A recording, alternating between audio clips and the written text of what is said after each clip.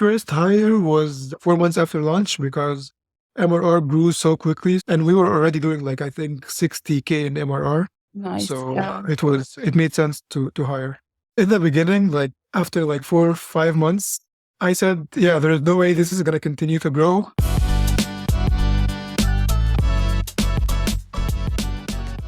Good morning, Sandra. Good morning, Dan. And good morning, Yasser. Thank you for being with us today. Good morning, Dan. Thanks for having me.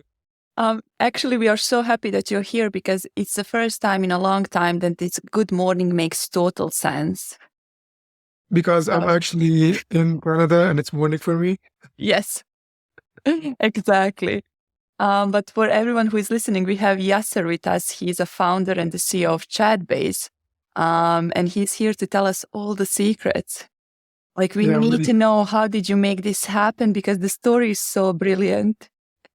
Thank you. I'm ready to tell you everything. Okay. Well, welcome. I think one of the first things that I would like to ask you, and that is in all of this AI stuff going around, is how did you actually get into it? Was it the perfect timing that you managed to hit that made Chatbase what it is today? Yeah, so I was studying computer science in Canada, and I knew of like the indie hacker like community. I followed like Peter Levels, Danny Postma, all like the big indie hackers. Like I was doing internships in my university because like that's what you do. Everyone around me was doing it, so I did the same. But in my head, like I knew at some point I want to pursue something like this. I want to pursue like building my own product. So before Chatbase, I had maybe like 4 or 5, like you can't call them startups. They were just projects. Some of them actually made some money, but for like 3 or 4 years before Chatbase, I was doing like side projects while like in university. While I was doing them, I saw like the hype around like AI, LLMs, all of that. Mm-hmm. And I had this one project I was working on. It was called Rate My Courses. So that was just like a way for university students to like give course reviews for the classes they take and like recommend like electives that other people should take. So I thought like this is not making any money because it's free and it's like running ads, like it doesn't work.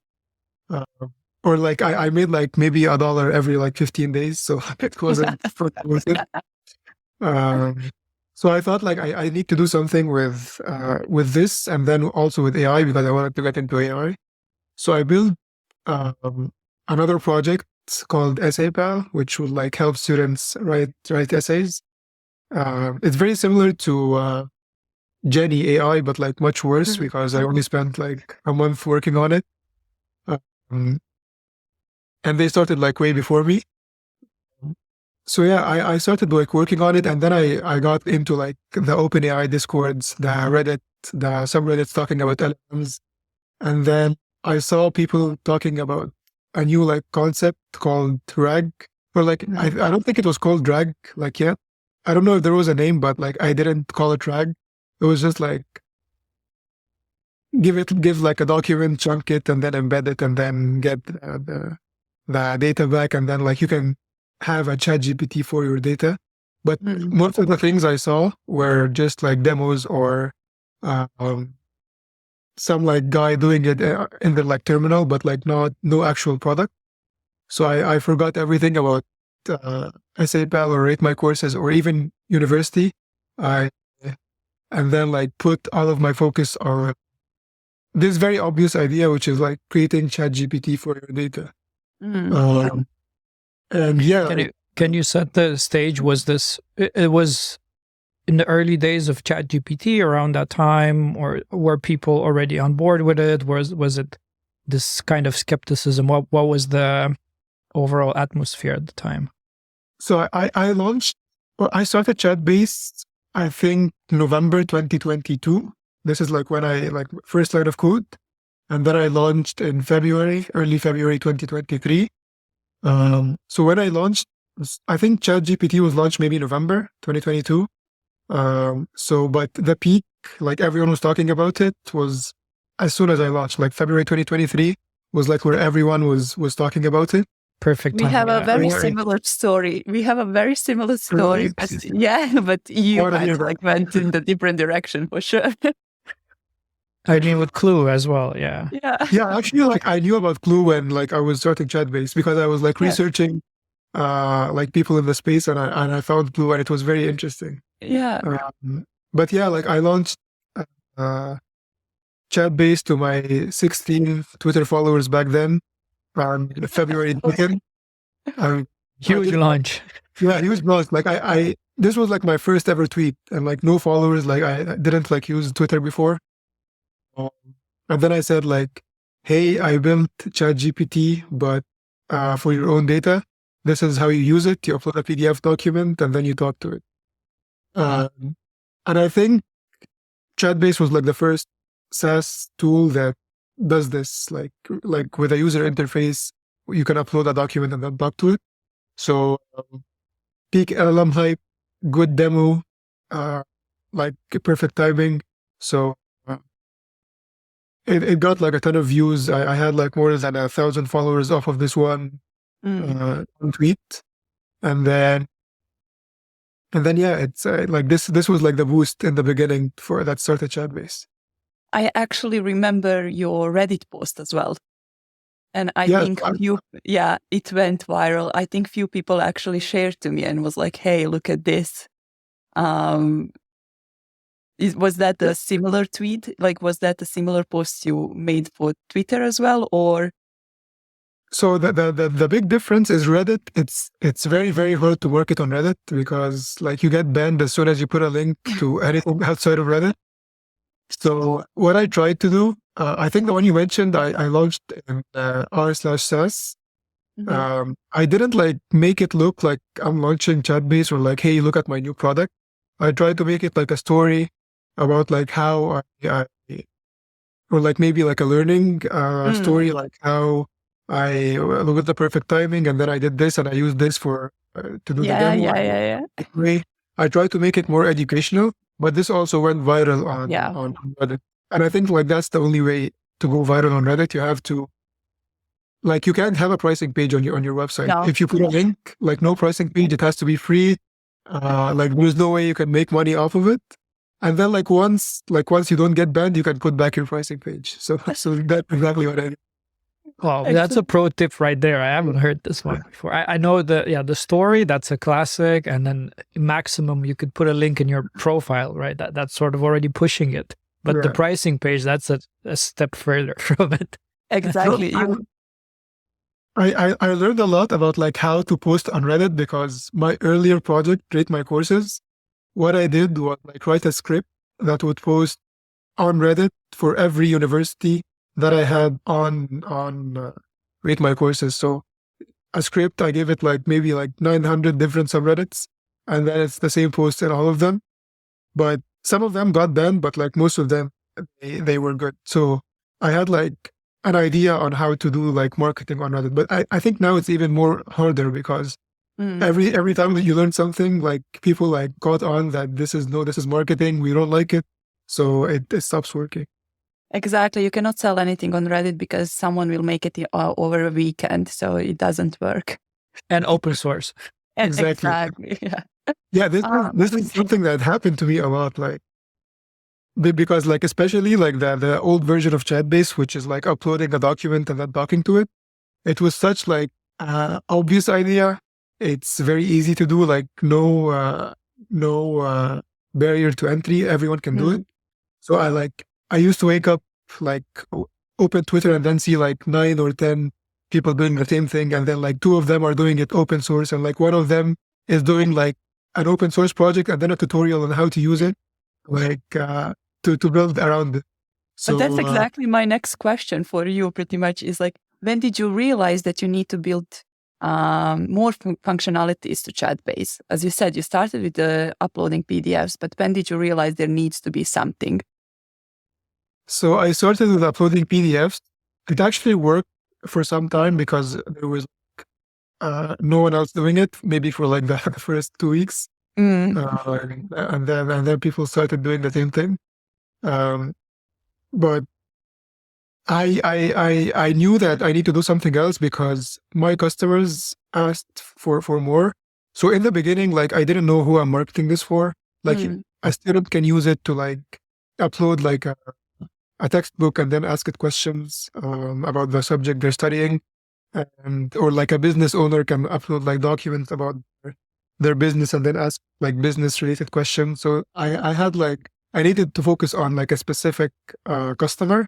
And I noticed that like people who are willing to pay and people who are have the money to pay are not the students. They're mostly like the business people that this is actually solving like a business problem for them. So by just like listening to the people that were interested, they like actually pushed me more toward the like the B2B use case. So over time, like I started like, it stopped being like, hey, upload a PDF and talk to it. It's now more like, if you have a business and you want to add a chatbot to your website to do customer support or to do sales or to engage with the visitors or like collect feedback, a bunch of other business use cases, you can now use Chatbase. So yeah, like listening to customers was the main like reason I got pushed to B2B. Also looking at the speed that you've been building. So you said November to February, you already had the first version out, and then essentially 2 years later, you had almost 4 million ARR. Do you think you owe that to this ability to quickly change, to listen to customer demands and to adapt to it? Because it sounds like it was a discovery process, right? Yeah, exactly. So I actually think I didn't move fast enough. Like I think I could have done more in the same time period.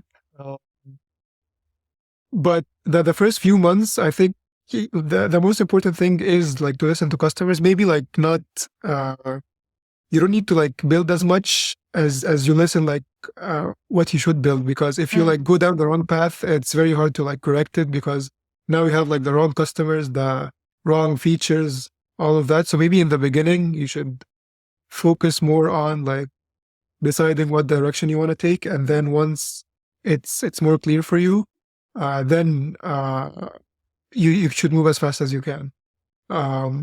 So I didn't know this back then, but like fortunately that's exactly like what happened, because I already had like customers like seeing it from how it went viral.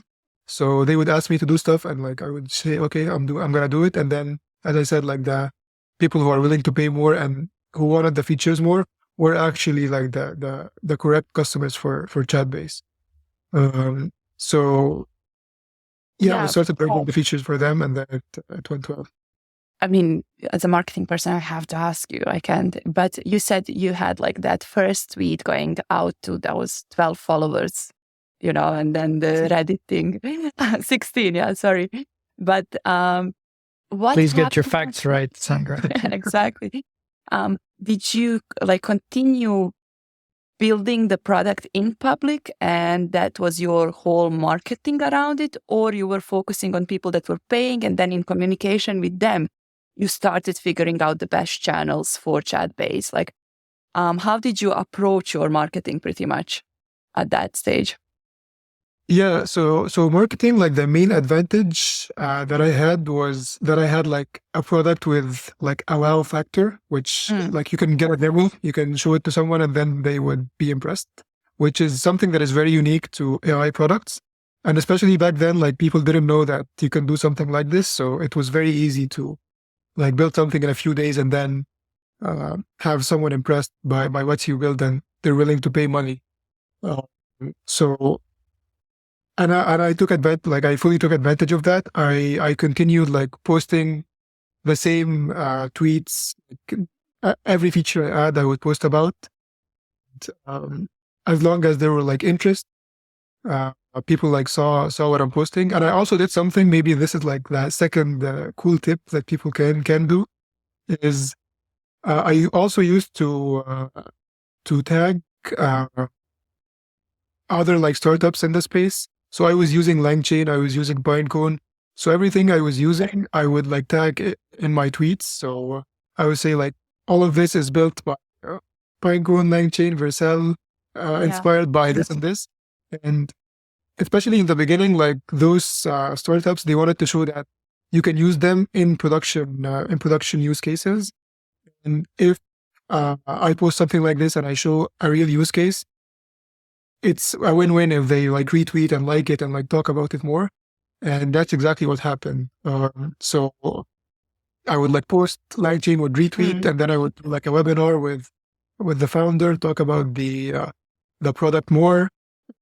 This started like maybe a viral feedback loop where I would do this, and then like AI influencers on Twitter would post, and then people on LinkedIn, like they copy what's happening on Twitter. So they also like post the same thing, and then YouTubers do the same thing.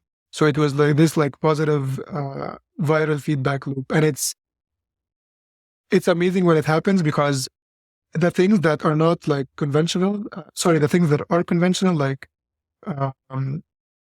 Google ads, Facebook ads, running like influencer marketing campaigns, those are all like, their results are 10 times the result that you would get without all of this like organic content that you had. So in the beginning, it was mostly organic. And then once like the virality went down, I started to do more the like conventional marketing, which is like paid ads, SEO, influencer marketing, stuff like that. Yeah. I read your tweet where you mentioned that it was based on organic content and then influencer marketing, and now introducing also paid ads. Is like paid ads and SEO, is that something that you consider now stable channels for Chatbase? Yeah, because so right now, I think I'm doing too much of like the conventional marketing approach, and I'm doing less the stuff that used to work. And the main thing is because like, if you spend money on Google ads and if you spend like $1 and you get back $2, then you should continue spending until that doesn't happen. So it's just very easy to do it, and like you're getting the results. The other methods, it's like more trial and errors. So you can make a tweet and no one sees it. You can like do influencer marketing and no one sees it. So SEO, it's very hard to like see the impact in the short term. You have to like continue pumping out content until it starts working. So right now I'm like SEO has been a good channel for us, because we've been like putting effort for a few months now. Paid ads is the same, but I think I'm doing too much of that, and I need to go back to like the growth hacks, or like maybe more organic content. Yeah, it's more fun.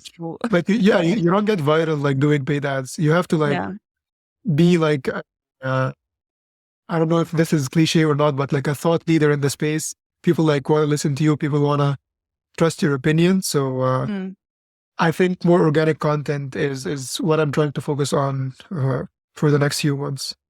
But did you notice any difference when it comes to the target audience and the channels? So, compared to the beginning when the most of these things were happening on Reddit and X, and then now we are talking about more stable channels. Is there a difference between people using Chatbase that are coming from X or the ones that are coming from the paid ads? Yeah. So from X, it's mostly people interested in AI. So, because this is like where like people are talking about AI are. So if you make a tweet talking about AI, the people that are interested in AI will see it. And like also Twitter, one of the other things with it is you get customers that are maybe not interested in using your platform, but they just like subscribe to see like what features you have so that they can build something similar. For Google Ads, it's less people like interested in AI and stuff like that, but it's like actual customers with like a customer support use case, or like business owners, and they want your specific tool. They're not interested if it's AI or not. They're just interested in like solving their pain point. And in my experience, like you can't rely on one or the other. Like, Google Ads, you get like more high intent customers, but to be able to like have a brand name in the space and for people to trust like your brand, because that's the only thing you have, because that technology is like commodified. Everyone can do something similar. You need to have a strong brand that this is one of the earliest solutions. They already have customers. It's used in production. It's robust. They have like this and this enterprise clients, and they have also like more features than like the smaller companies. So you don't get that by doing paid ads. You get that by making organic content about your product.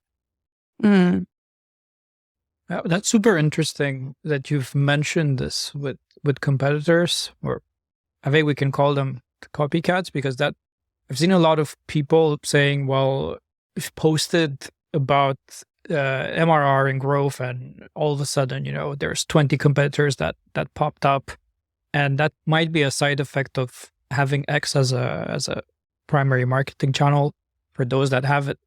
But at the same time, if something goes viral on X, as you say, you cannot really get the same effect with anything else. So it's a risk and reward kind of thing. Exactly. But generally speaking, how do you approach competition? How do you stay ahead of the game now that pretty much everyone can see, okay, this is a product that's doing a handsome revenue.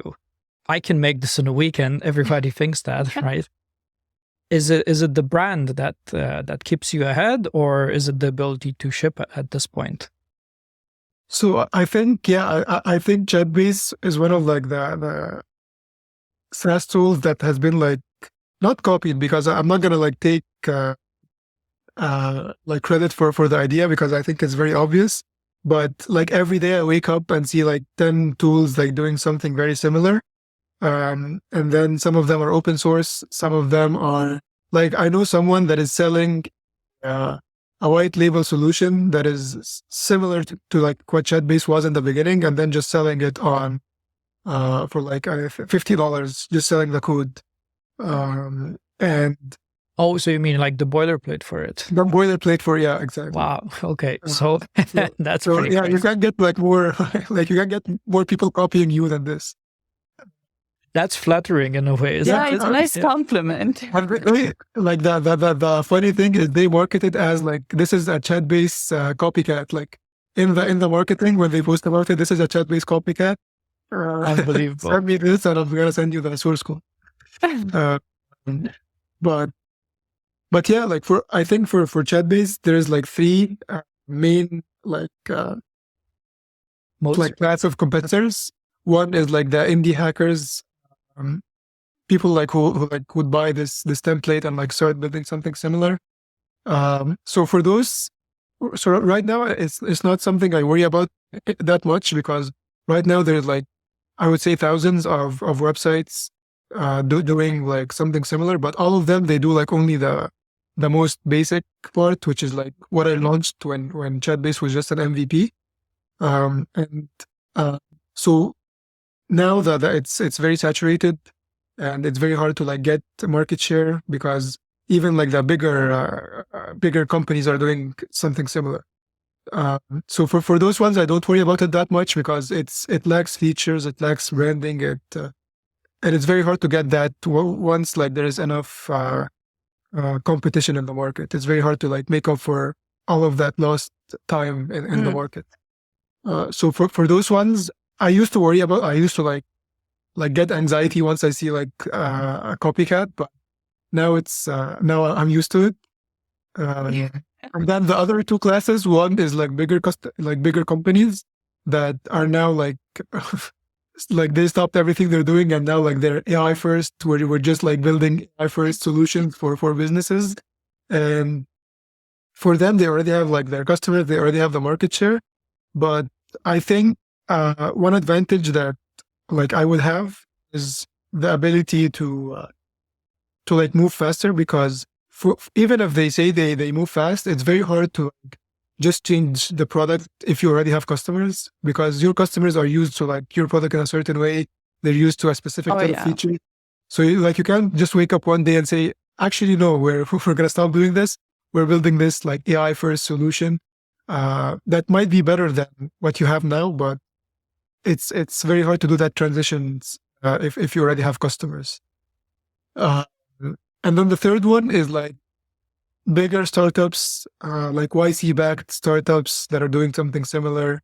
I think they're small enough that they can like build something very fast, and they have enough money to like hire people to make a good, robust product with like enough features. But I actually haven't seen like that many I would like feel threatened by, or because I even if there was, like, I think the market, it's big enough. There's like multiple winners in the chatbot market, and I think there will continue to be. So I don't think, like, we've been growing ever since launch. Like, I think week over week, we didn't have like a week where it went down, which is great. Like, we have days that MRR goes down, but week over week, it goes up by at least like a small amount. And I think like even now, like the market, it's so huge. Like, we didn't capture any of it, I think. How big the team is now? Like the chatbot market? No. How big is your team? My team? Yeah, my team is 12 people. Okay, nice. When did you start hiring after? Or I think first hire was 4 months or 4 months. 4 months after launch, because MRR grew so quickly. So like, I needed to keep up with like the feature requests, with the customer support and stuff like that. So and we were already doing like, I think 60K in MRR. Nice. So it made sense to hire. So it was for the support. It was like someone like me, like, that does everything. Okay. So like code support, marketing, but now like we have more like, this is your role, engineering, and then a support role and stuff like that. But I mean, I'm asking because it's like my next question. I wanted to know how did all the products or projects you built before influenced your growth on Chatbase.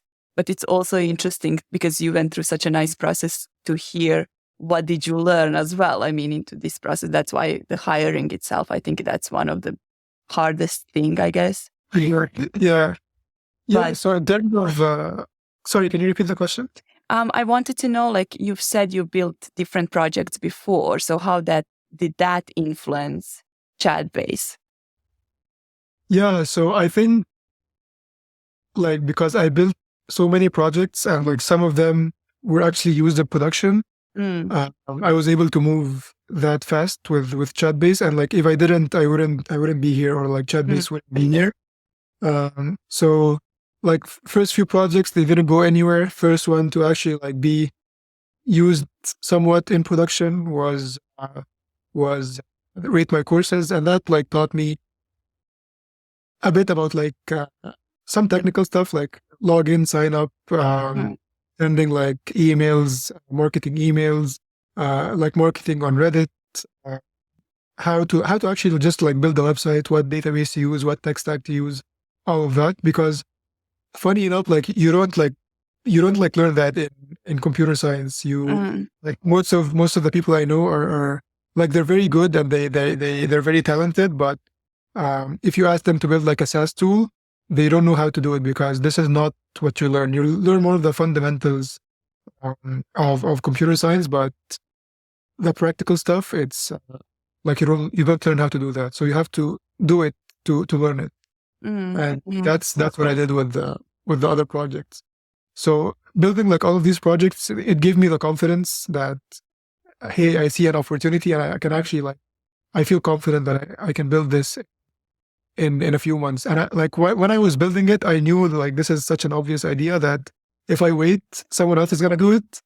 And back then I also thought, like, if someone else does it before you, then that's it. Like, you shouldn't do it, which is like, now looking back, it's like a wrong way of thinking.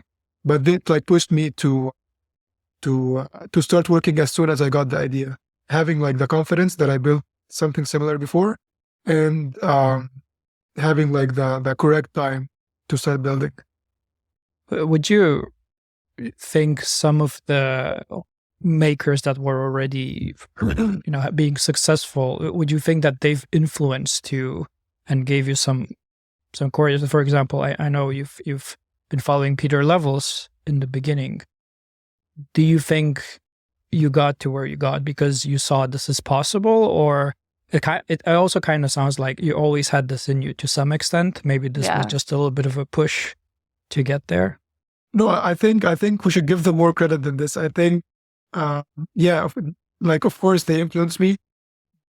As I said, like when I was in university, I used to like follow what's happening in the indie hacker space. I used to listen to the Indie Hacker podcast. So I knew like there's actually someone out there doing like 10K a month out of their laptop in Bali. And it was like interesting to, like that for me, that lifestyle, like I wanted to try that. And then when I had the idea for Chatbase, this was like when, not sure if you remember, but when Peter Levels had like Avatar AI, and he was like talking with Danny Postma, they had like similar products, and it was like built in public on Twitter. So this in my head, I thought like, I can actually build something like this. It doesn't seem that complicated to me. But I didn't do like the same thing because I, as I said, like back then I felt like if someone else does something, that's it. Like you can't win. You have to like think of a completely new idea.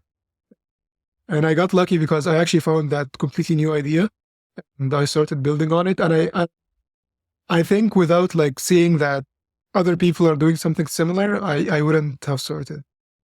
Do you think there is such thing as luck while doing this? I think so, because I think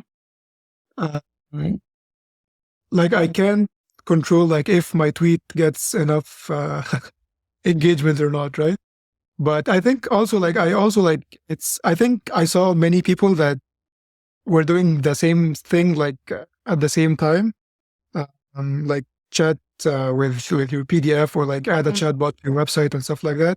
And most of them are not doing it now. So I think it's also you have to have persistence, because you can get lucky but not like act on it. So I think I got lucky in the beginning, like actually like finding the idea and then having the correct skills to implement it.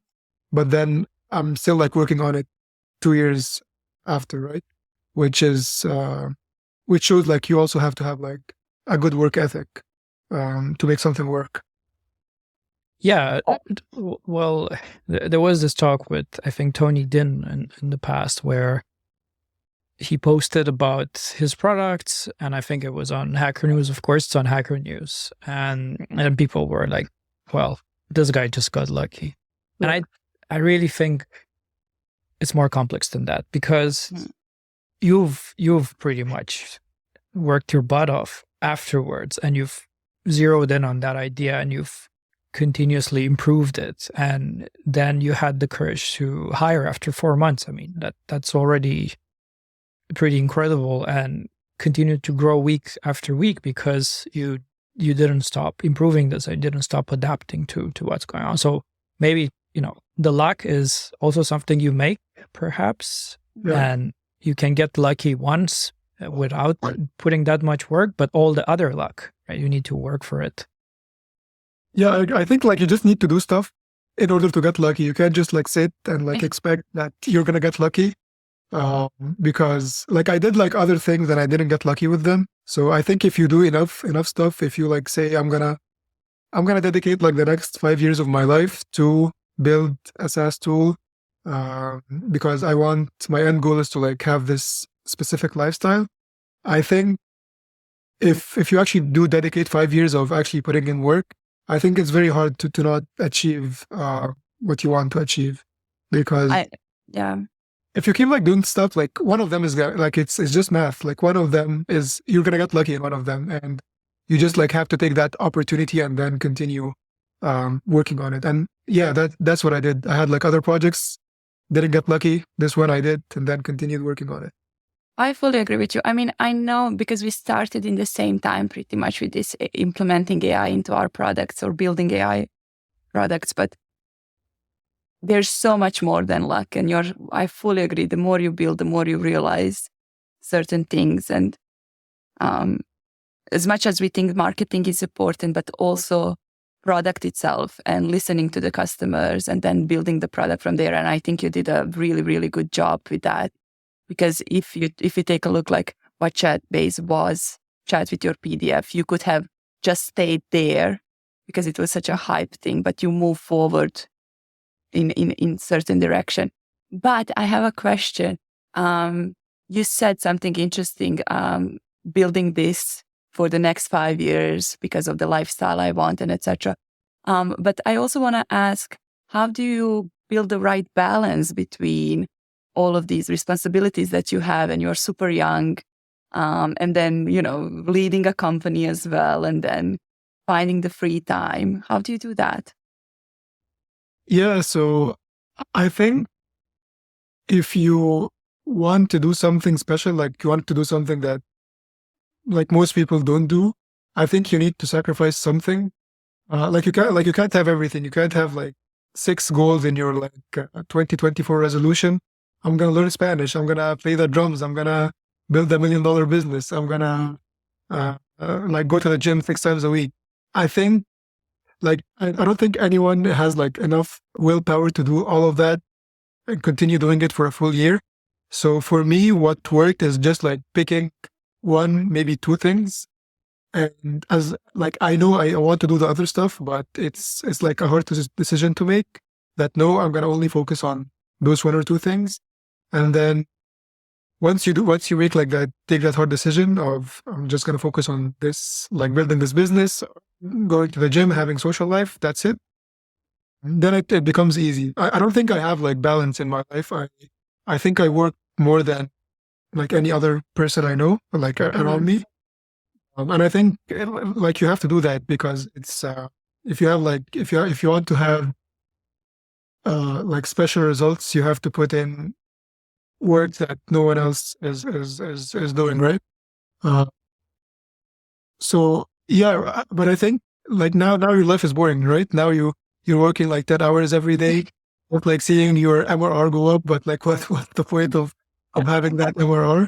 So I think the way I think about it is maybe have phases in your life where you can say for the next 6 months, my goal is to just focus on this.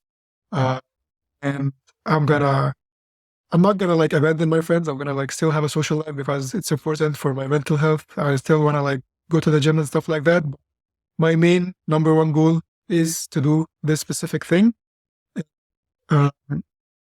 Once that happens, once you get to a place where you're comfortable, maybe you hired someone to help you, you can work less, you're still working, but maybe you can work less hours, you can focus on more things. And then this would be the next phase of your life, focusing on other things. And maybe now you're bored, you want to come back. So I don't think it's a good idea to try to balance everything because you're not going to be good at anything if you do that. You have to actually focus on one thing and then sacrifice the other things. If you have so you can find yourself in 10 years sitting on a beach drinking a cocktail. Exactly. Is that the vision though? Is that where you see yourself in 10 years? So in the beginning, it was in the beginning, I said, when I said when I said I'm going to work on this for 5 years until something works, my goal was 10K a month because I knew 10K a month is, you can live anywhere, almost anywhere. You could, the lifestyle you can get with 10K a month, you would mostly do anything you want, within reason. But you would be financially free. That was the number for me. But right now, I surpassed this number and I'm still putting in the work, maybe working even more than I used to. Does this number keep going up every month? I think, yeah, it did when I grew up. In the beginning too, I said no, maybe 20K a month, I would feel more safe to work less. But I think now it's more about just building, it's fun to build something, right? It's fun when you see the ARR go up. It's fun when you get customers saying, hey, this is an amazing product. I'm going to tell all of my friends about it. Thank you for helping us. You get addicted. Exactly. And it's just you have to have a purpose, right? And it's good that the thing you wake up for every day you're good at, and you can see the results of. So I don't think like in 10 years I'm gonna only be on the beach drinking pina colada. I think maybe I'm gonna do that for a few months, but you have to go back to building. You're gonna keep building, right? Even though you found that, I think that's common to all the people that have made it to a place, and you ask them, you did it. Like you could stop working and you'll be fine. Do you want to continue to build? And every single time it's yes, because it's fun. I mean, yeah, you can try to get like a 3 months vacation, but I think by the end of the 3 months, like you're itching to start working again. If it's something you like. And I think that's what we do. I think 3 months, very few are going to make it past the first week. Yeah, no, like 1 week is already pretty crazy.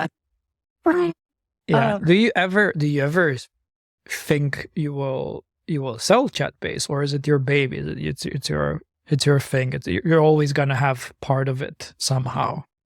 Yeah, so it's actually funny. In the beginning, like after like 4 or 5 months, I said, there's no way this is going to continue to grow. There's just so much competition, no barrier of entry. Anyone can do this. I need to sell it as soon as I can, because if like OpenAI wakes up one day and does the same thing, I'm done.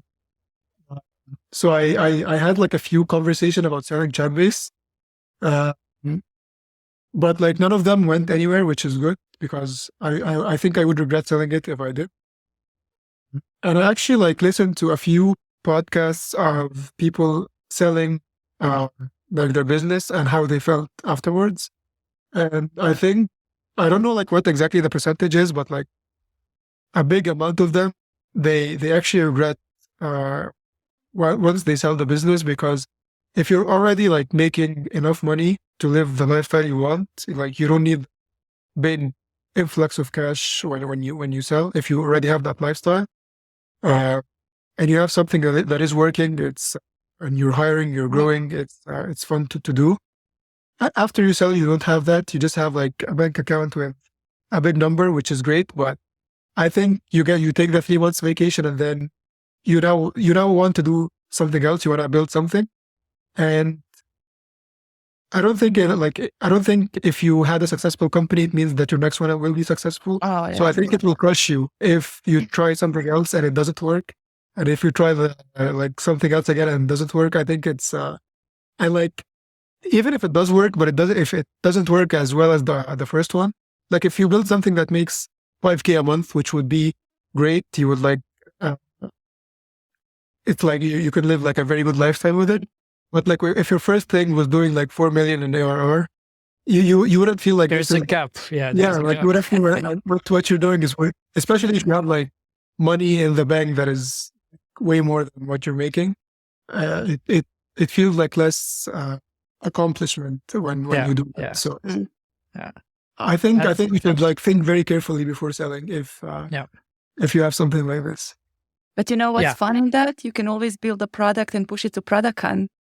That is true. Yeah, that's what I'm going to ask you about next.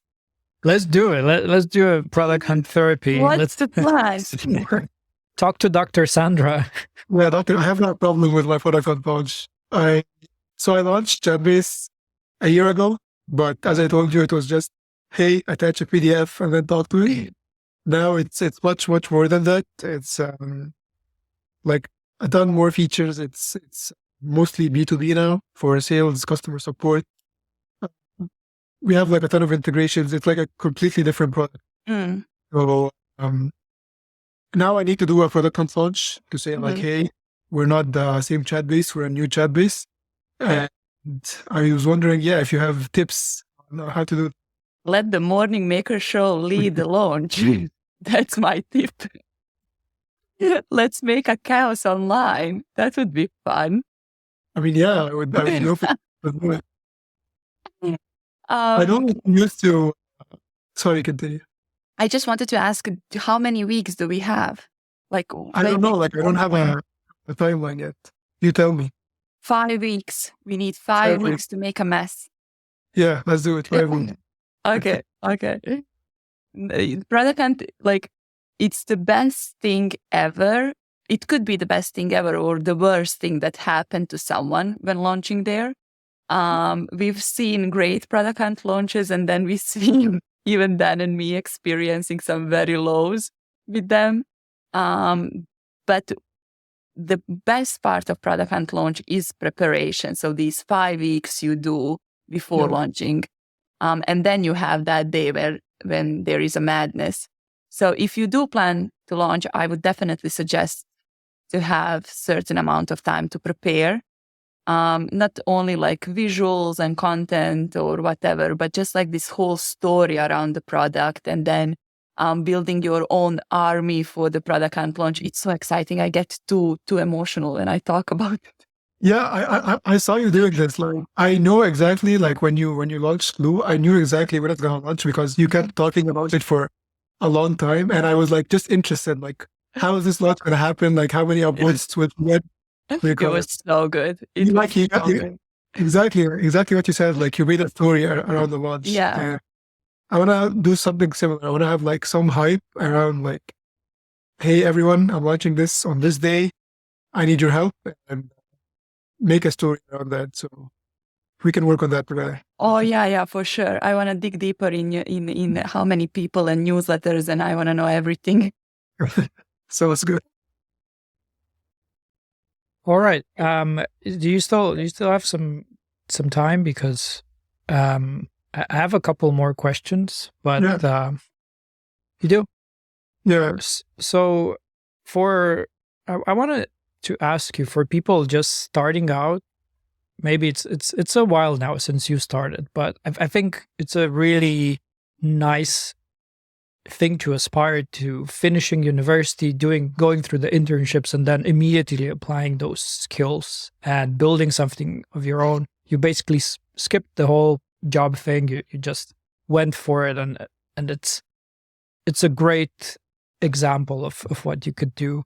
And I was wondering, for people that are in the same position, what advice would you give now, looking back, if you still remember those days? It's been a while. Of course, I'm not that old.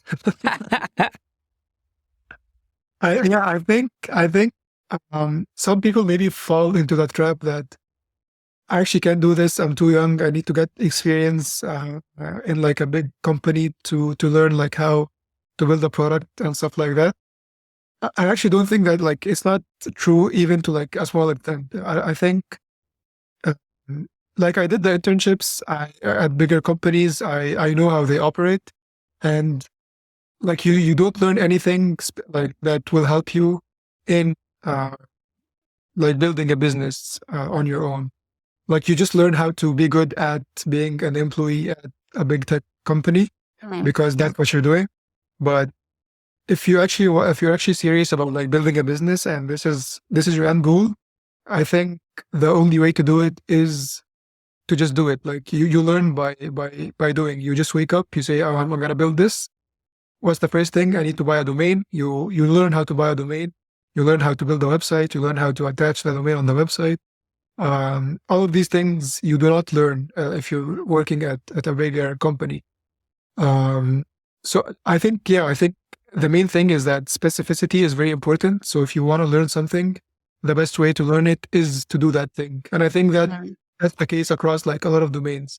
Like, even in sports, if you want to get good like at a certain specific skill in a certain sport, what you do is you practice that skill. For music, for sports, for business. So I think many people, they just assume that they need skills, and once like they have 3 or 4 years of corporate experience, they now like know something that they didn't before about building a business. And I don't think that's true. I think that's just wasting 3 or 4 years. You could have started earlier and learned like a lot in those 3 or 4 years. Yeah, they're running from the corporate world in my eyes. But I fully agree with you, Anna. Do you think we all have it in ourselves to do something like this?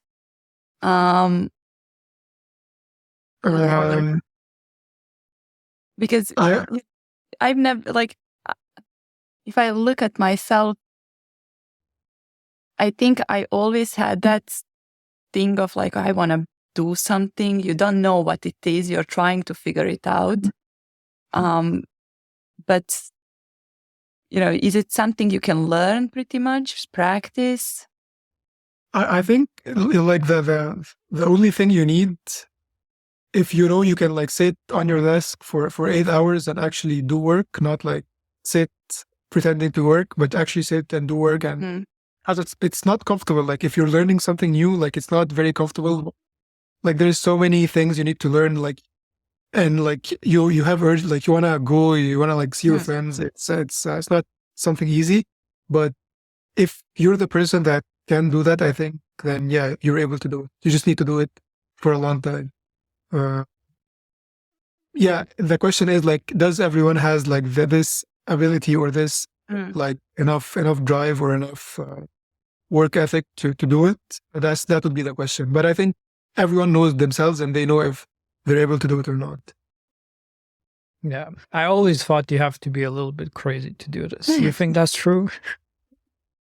I don't know if it's crazy. I think it's very like sane. I think it's like if you, I don't know. I feel like if you know the goal, like you want to build this, then like what's the point of not doing it, right? Like, I feel like that. Sorry. We're in this call and I feel like, yeah, we're three perfectly normal people talking about this. And then I go out with some friends and then I talk about this. And they're, what are you talking about? This, what? We're outside of working hours. Come on, let's have a beer. Yeah. I think people like think that the downside, like if it doesn't work, that the downside is too bad. But I don't know. I don't think it is. Like if it fails, you just start something else, right? Or you just go get a job.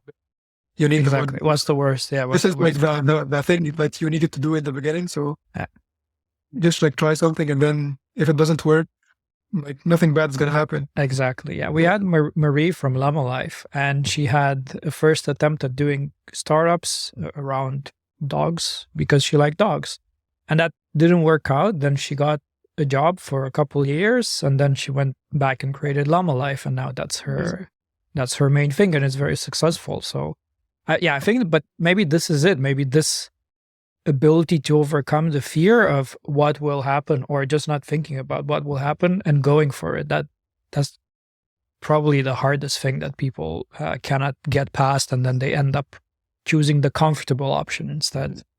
Yeah. Yeah, but even if like you do have a job and like you can't afford to stop everything you're doing to like build a business, I think like you can still like do it part-time. You can still. Oh yeah. I know it's gonna be too much work, but this is like what you're gonna be doing anyway. If you're serious about like building a business, you're gonna be working too much anyway. So if you can't afford to like leave your job, then don't leave and try to build something from 5 to 9, right? Speaking about doing something outside of the job, we have a comment from Max Blade. He's making something called Desk Hub. I don't know if you've seen it around X. It's been everywhere. And he just wrote that he's building these desk hubs and listening to us. And no day job for him today. And he's built a product completely on the side while having a day job. And I'm any day now, I'm waiting for him to say I quit my day job, and now this is my full-time thing, and it's gonna happen. So this is totally a path you can do. It's not easy because then the time that you have after the job is not as productive, of course, because you've already put a lot of the energy in the job. But it's possible. We see a lot of people doing it and doing it successfully as well. Some other people really love Chatbase. In the comments, we have Tris. Says his product runs on Chatbase, and then Vic says he loves Chatbase and he's using it for his B2B SaaS as well. And this is super cool that we had all sorts of people coming on the show, but it's very rare where someone comes in and says, I really love this product. I really, we had Mark Liu. No one came and said, I love ShipFast. I mean, a lot of people do, and it's a cool product. But this really shows how essentially how much you've put into this for people to get emotional about a product, right? You've truly built a brand that people feel emotions for, and that's probably a testament of this communication that you had since the beginning with the customers. And I think it's just a lovely idea that you've built this together with the customers, you've listened, and now the customers love you for it. Yeah, exactly. Yeah, like it's me building it and the customer is helping me build it. Yeah. Yeah. Oh, Yeah. that's so nice. Oh, on that beautiful note, I think it's time to close it down. I had such a good time, Yasser, and I think we'll love to have you back again sometime if you. With the I know product you're hunt? super busy Yeah, after with the the product hunt, hunt. maybe do a review of Overloads. Yeah. Yeah. I think Sandra jumps on calls anytime, no problem. So let's hook you up with a Sandra. It's always an experience to talk with her about product hunt. She like lights up, and yeah, it's lovely. Yeah, I did. Yeah. Bring tissues. It's going to be very emotional. Yeah, it gets emotional. Yeah, you need to be prepared. Yeah. But thank you so much for joining us. We had an absolute blast, and I think a lot to think about. Usually when we have these episodes, I just have to play them back and really listen to every single word. I think there's so much to learn from this. And I feel good. I feel like I'm ready to launch something somehow. So it's super, super motivating. It was just awesome. Thanks so much for joining us. Thank you so much, Yasser. Sandra, will you take it away?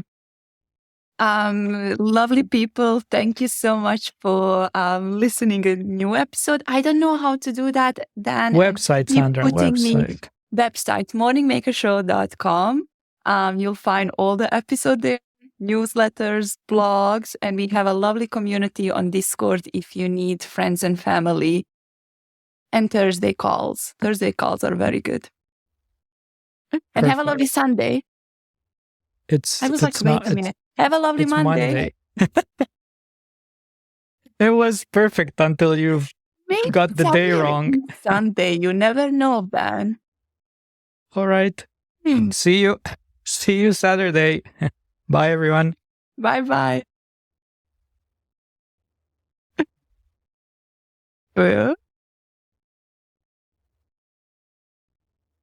I think I ended the stream, but let's wait for a few